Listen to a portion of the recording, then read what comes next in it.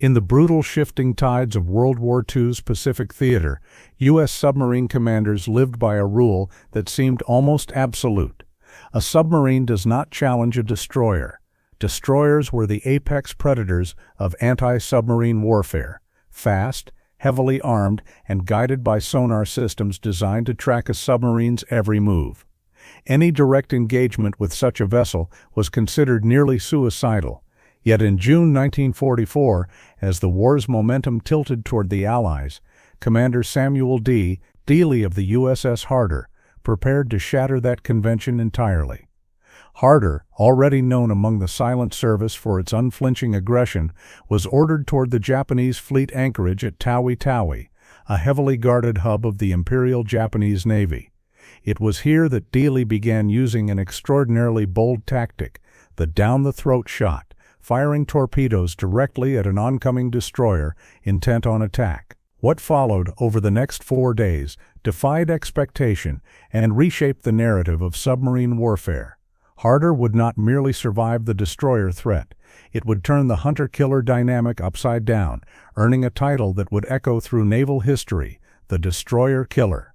The waters surrounding Tawi-Tawi in mid-1944 formed one of the most perilous operating zones any U.S. submarine could enter. Situated at the southwestern edge of the Philippines, this island group had been transformed by the Imperial Japanese Navy into a forward staging ground for its mobile fleet, its last major concentration of carrier strength and heavy surface units.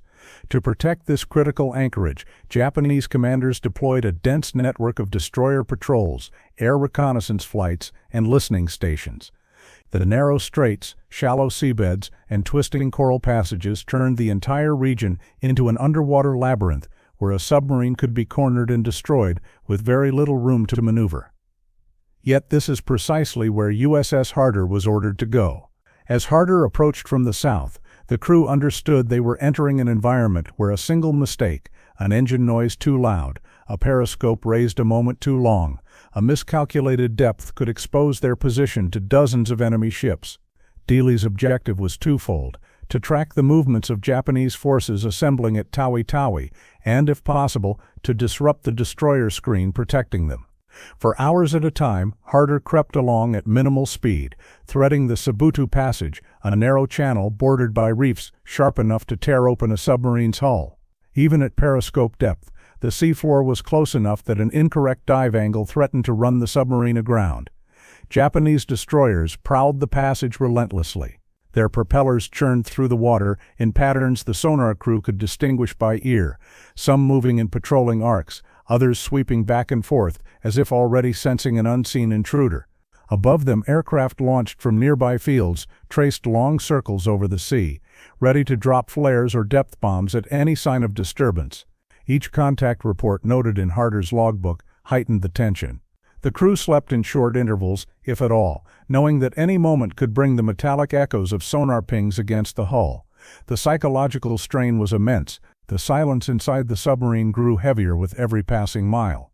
Even routine operations, checking valves, adjusting ballast, maintaining trim, became exercises in restraint, performed with the smallest possible motions to avoid unnecessary sound. Dealey, calm and methodical, studied the patterns of Japanese patrols through the periscope, identifying gaps in the screen that only a submarine commander with exceptional nerve would dare to exploit. Despite the dangers, Harder continued to advance.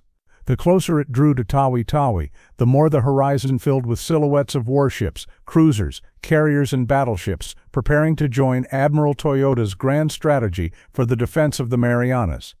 Harder was deep within enemy territory now, surrounded by some of the most formidable naval assets Japan had left. Yet this was exactly where Dealey wanted to be. Harder had not come merely to spy on Japanese movements, it had come to strike. The stage was set for a confrontation that would unfold in the days ahead, 4 days that would see an American submarine challenge, engage, and dismantle an entire segment of the Japanese destroyer screen. In these tense waters, under constant threat of detection and destruction, the USS Harder began the patrol that would cement its place in naval history. The opening strike came on June 6, 1944, when the sonar operators aboard USS Harder detected the distinct, rapid beat of a destroyer's propellers cutting through the Sibutu Passage. Dealey brought the submarine to battle readiness with deliberate calm. Harder's periscope pierced the surface for only seconds at a time. Each glimpse revealed a Japanese destroyer moving at high speed, its bow angled forward in a searching pattern. Most commanders would have slunk away into deeper water, choosing preservation over confrontation. Instead, Dealey closed the distance. He waited until the destroyer committed to an intercept course, charging straight toward the submarine's suspected location. It was the moment Harder needed. Dealey fired a torpedo directly into the destroyer's path, a perfect down-the-throat shot. The weapon struck near the bow, detonating with a blast that tore through the forward magazines. The destroyer listed sharply, engulfed in steam and smoke before sliding beneath the surface. Harder slipped away into deeper water, evading the secondary patrols that rushed in to investigate. The following day proved even more intense. On June 7, 2 Japanese destroyers emerged from the north, sweeping the passage with coordinated precision. Harder maneuvered silently into an attack position. Through the periscope, Dealey observed the lead destroyer closing rapidly. Once again, he selected a head-on firing solution. A spread of torpedoes left Harder's tubes and raced toward the target. Within moments, one struck home. The destroyer erupted in a violent plume of water and fire, breaking apart as its sister ship accelerated into a furious counterattack. For hours, the submarine endured one of the most aggressive depth-charge barrages of its career. Explosions shook the hull with such force that light bulbs shattered in their sockets, and dust drifted from rivet seams. The crew held fast at silent running, adjusting trim and depth in tiny increments. The pressure hull creaked in protest as Harder descended toward the limit of its safe operating depth. Only after the destroyer exhausted nearly all its depth charges did the enemy abandon the hunt, allowing Harder to creep away into safer waters. But Harder's trial was far from over. On June 8, Dealey detected another destroyer moving south from WWII, likely part of the escort forces preparing to join the Mobile fleet. Harder closed on the target from its forward quarter, releasing a salvo of torpedoes. One struck beneath the bridge, sending the destroyer into a catastrophic list. The crew aboard Harder watched through the periscope as sailors scrambled across the tilting deck before the vessel capsized. The fifth and most dramatic kill arrived 2 days later. On June 10, Japanese forces, alarmed by the sudden disappearance of multiple escorts, swept the area with fresh destroyers. Harder intercepted one of these ships as it steamed along the edge of the Sibutu Passage. Dealey prepared a final attack, again choosing a direct approach shot. The destroyer charged forward, engines roaring, its crew likely believing the submarine would dive and flee. Instead, Harder remained steady, calculating the exact moment to fire. The torpedo struck the destroyer squarely, detonating with devastating accuracy. As the Japanese vessel broke apart, the surviving escorts began launching depth charges indiscriminately, but Harder escaped under the cover of spreading oil and debris. In only 4 days, USS Harder had faced and defeated 5 Japanese destroyers. Each engagement required precise timing, flawless teamwork, and unwavering courage. The risks were enormous. A single miscalculation could have led to Harder's destruction. Yet Dealey's tactical audacity, combined with his crew's discipline, transformed the patrol into one of the most remarkable sequences of submarine combat in the entire war. The sinking of 5 destroyers in such a short span would have been astonishing under any circumstances, but the timing and location of Harder's victories magnified their impact far beyond the tactical level. WWII, in June 1944, was not merely a fortified anchorage. It was the staging point for Admiral Toyoda's decisive response to the impending American assault on the Marianas. The Japanese Mobile fleet, including its remaining aircraft carriers, battleships, and cruisers, was gathering strength there, preparing for what Toyoda believed could be the pivotal battle of the Pacific War. Destroyers formed the backbone of this fleet's escort forces. They screened for submarines, protected carriers during flight operations, and secured transit lanes. Without them, even Japan's largest capital ships were dangerously exposed. When Harder eliminated 5 destroyers in 4 days, it struck at the very heart of the Japanese fleet's operational security. Reports of the missing escorts reached WWII with unsettling speed. Japanese officers recognized that a powerful American submarine was operating disturbingly close to the anchorage, and that its aggressive tactics made traditional countermeasures less effective. The uncertainty generated by Harder's actions began to weigh heavily on fleet commanders. Patrol routes were altered, screening formations were tightened. Destroyers already low on fuel and supplies due to Japan's collapsed logistics network were forced to conduct additional patrols, placing greater strain on an already overstretched escort force. This sudden disruption contributed to a growing sense within the Japanese command that Tawi-Tawi was no longer a safe staging point. The Mobile fleet accelerated its departure on June 13, earlier than originally intended. In the hurried preparations, several destroyers had to be reassigned to anti-submarine duty, reducing the number available to escort the carrier groups on their long voyage toward the Philippine Sea. The Japanese were effectively sailing into one of the largest carrier battles of the war with a weakened and psychologically shaken screen. As Harder continued its patrol, the intelligence it gathered on fleet movements was transmitted to U.S. headquarters via coded messages from Fremantle and Darwin. These position reports helped American operational planners map Japanese intentions during the days leading to the Battle of the Philippine Sea. By the time the two navies clashed on June 1920, U.S. forces had a clearer understanding of Japanese fleet dispositions and approach routes, giving them an early advantage in deploying search aircraft in striking groups. During the battle itself, later known as the Great Marianas Turkey Shoot due to the overwhelming losses suffered by Japanese naval aviation, the absence of several destroyers that might have screened carriers or rescued downed aircrew contributed to the disintegration of the Mobile fleet's combat effectiveness. Destroyers were essential not only as escorts, but also as plane guards, recovering pilots who ditched near their carriers. With fewer destroyers available, Japan lost many experienced aviators who might otherwise have survived. These cumulative effects deepened the crisis for the Japanese Navy, which could not replace its trained pilots. Though Harder's patrol alone did not determine the outcome of the Philippine Sea battle, it played a measurable role in shaping the strategic environment that surrounded it. By thinning the destroyer ranks, sowing confusion, and forcing premature fleet maneuvers, Harder helped tilt the balance further in America's favor at a crucial turning point in the Pacific War. The psychological impact, too, cannot be overstated. The idea that a single American submarine could operate so boldly within reach of Japan's elite fleet rattled naval officers and forced them to question the security of their strongest defensive positions. In the aftermath, Harder's patrol was analyzed by U.S. naval strategists who recognized that Dealey's aggressive approach had pushed submarine warfare into new territory.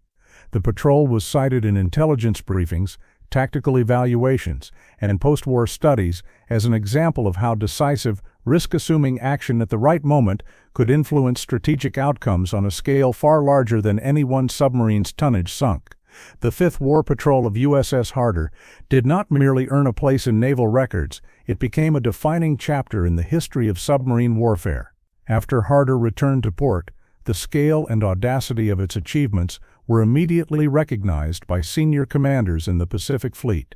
Admiral Charles Lockwood, the commander of U.S. submarines in the Pacific, famously described Harder's patrol as the most daring, praising its combination of boldness, precision, and tactical innovation. Yet the story of Harder's legacy reaches far beyond the accolades and official reports. It is a story shaped by the courage of its crew, the strategic ripple effects of its actions, and the tragic final chapter that soon followed. Following the 5 destroyer kills, Commander Samuel D. Dealey became a symbol of fearless submarine command. He was known for his calm composure under pressure, his exacting attention to detail, and his ability to inspire confidence even during the most dangerous depth charge attacks. For his leadership on the 5th Patrol, Dealey was awarded the Medal of Honor, recognizing not only his tactical success but also the life-threatening risks he willingly confronted. His crew shared in this recognition through multiple unit citations, as each man aboard Harder had contributed in some way. Sonar operators who interpreted fleeting signals, torpedomen who worked quickly and silently under tension, and diving officers who mastered the delicate balance of depth and buoyancy in combat. But the legacy of Harder is also marked by absence. Only weeks after the celebrated 5th Patrol, Harder embarked on what would become its final mission. In August 1944, during its sixth patrol, the submarine was detected near Dassel Bay by Japanese anti-submarine forces. After a series of depth-charge attacks delivered with unusual precision, Harder was lost with all hands. No confirmed wreckage has ever been found. The final moments of the crew remain unknown, preserved only in Japanese records of the engagement. Their loss brought a solemn conclusion to a submarine that had accomplished one of the most extraordinary combat feats of the Pacific War. Despite its tragic end, Harder's influence endured. Naval tacticians studied Dealey's down-the-throat firing method, refining it for future engagements. Submarine commanders were encouraged to think more dynamically about how to exploit enemy weaknesses, even when facing superior surface threats. Harder's patrol logs became required reading in wartime training sessions, illustrating the importance of decisive action, accurate timing, and the willingness to challenge conventional doctrine when the stakes demanded it. After the war, the story of USS Harder became part of the broader narrative of the silent service, a community defined by secrecy, sacrifice, and an often unrecognized heroism. Memorials at Pearl Harbor, Arlington National Cemetery, and various naval bases honor Harder and its crew, listing their names alongside the many submariners who never returned. The submarine's nickname, Destroyer Killer, continues to evoke both admiration and awe, representing not only the destructive power Harder wielded, but also the razor-thin margin between triumph and loss that defined submarine warfare. Today, historians and naval analysts still reference Harder's Fifth Patrol when discussing the evolution of submarine tactics and the strategic impact of undersea warfare during World War II. It remains one of the most thoroughly documented and studied submarine operations of the era. More importantly, it serves as a reminder of the individuals who carried out these missions. Sailors who faced crushing pressure, literal and figurative, and who changed the course of the Pacific War through their skill and resolve. The legacy of USS Harder is therefore twofold: a record of extraordinary battlefield effectiveness and a tribute to the lives of the men whose final patrol ended beneath the waters they fought so bravely to navigate. Through their actions, the silent service proved that even a single submarine, guided by determination and fearless leadership, could alter the balance of an entire theater of war. The story of USS Harder's legendary Fifth War Patrol stands today as one of the most striking examples of human resolve and tactical ingenuity in the Pacific War. At a time when the sea was dominated by vast fleets, powerful destroyer screens, and escalating technological warfare, Harder demonstrated that courage, discipline, and precise execution could shift the course of events far beyond the scale of a single vessel. Its victories were not accidental, nor were they the product of reckless daring. They were the result of a crew that understood the immense risks they faced and chose to confront them with unwavering professionalism. Harder's 4 days of combat in June 1944 did more than eliminate enemy ships. They disrupted Japanese planning, challenged the security of one of their final major naval strongholds, and contributed to conditions that shaped the Battle of the Philippine Sea. Through its patrol reports and action logs, historians today can trace the threads connecting Harder's attacks to the broader strategic frame of the Pacific Campaign. The submarine did not operate in isolation. It acted as one small but crucial cog in the immense machinery of the Allied advance. Yet the daring nature of its engagements ensured that its impact was felt far beyond what any single submarine was expected to achieve. The legacy of Harder is marked by duality, astonishing triumph followed by profound loss. The same aggressive spirit that brought unprecedented success ultimately led the submarine into ever more dangerous waters, where it met its fate with all hands aboard. That final silent disappearance underscores the harsh reality of submarine warfare in World War II. Victories often came at a price, and the men who served beneath the waves faced dangers invisible to the rest of the world. Harder's achievements shine all the brighter when viewed against this backdrop of constant peril. Today, the name USS Harder endures not only in historical texts, but in naval memory, ceremonies, and the collective understanding of what one determined submarine crew accomplished against overwhelming odds. Its story continues to inspire naval officers, historians, and anyone drawn to the study of World War II. What Harder proved, through precision, perseverance, and extraordinary bravery, is that the course of history can be altered by individuals who refuse to yield, even when the odds stand overwhelmingly against them. As long as the wartime records are studied and the sacrifices of the silent service are remembered, the echo of USS Harder's final patrol will continue to resonate, a testament to human grit beneath the waves, and a reminder that even in the vastness of the Pacific, one submarine could make a difference felt across an ocean.